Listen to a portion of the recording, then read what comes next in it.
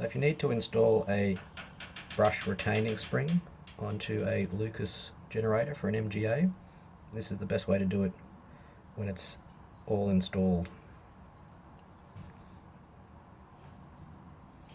Using a scriber, stick the spring in the scriber with the point facing upwards.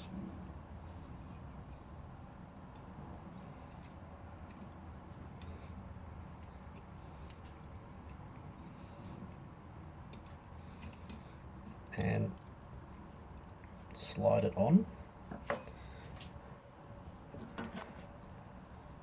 Then with a screwdriver, hold the spring in place so it can't come out. Using the 90-degree angle end, grab the spring around, making sure to make that the spring doesn't come off the end.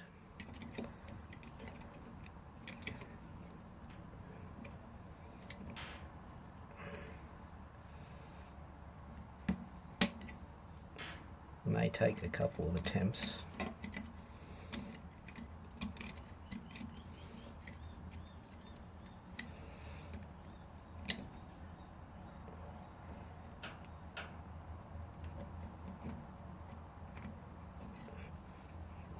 And then there you have it, it's on top with half a spring rotation.